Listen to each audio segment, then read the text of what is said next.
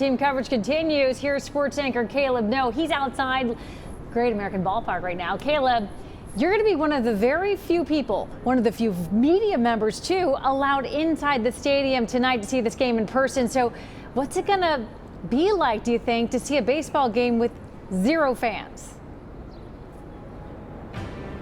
Yeah, well, fortunately, we have a pretty good idea of what it's going to look like because we did get to see two preseason scrimmages between the Reds and the Tigers. Now, I heard Larry's story there. I want to get off track here for just a second. That's a pretty cool story. It's going to be hard to top.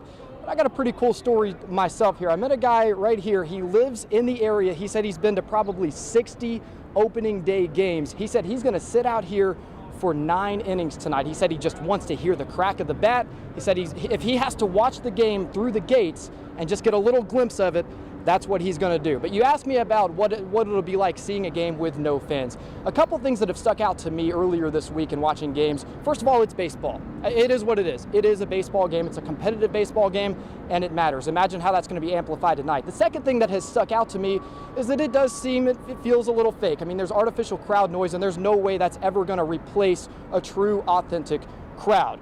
But I'll tell you one thing, I'm looking forward to some baseball that actually counts. And speaking of making something count, how about this guy?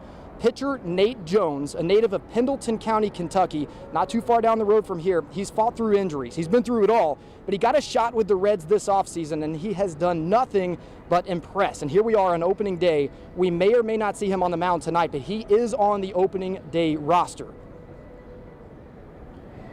I'm blessed, I get to go home to my own bed at night, and not a lot of guys get the opportunity to do that in their career. And so when this opportunity arose this offseason, being a free agent, I jumped on it and in hopes that I could do that. But yeah, it's not a bad drive at all. It calms you down after a game at night and gets you ready, get your mind right on the drive in, for about 35, 40 minutes. Sure, and I mean, he's right. You don't hear stories like that too often. Guys getting to play basically for their hometown teams in the pros. That's pretty dang special, man. First pitch tonight between the Reds and the Tigers, 6:10 p.m. It is the first of what will be a 60-game season, and there's a lot of talk about how many wins it'll take to win a division in a 60-game season. I was talking to our photographer, Philip. We think it'll be somewhere between 35 and 40 maybe as the aiming point there, but winning the first one would obviously be a good start. Again, there's not going to be very many people in the stadium, just a little upwards of 30 media members, but that's what we're going to be there for, to bring coverage to you tonight at 11 o'clock. We will have the full recap of this game right here on Channel 9, guys.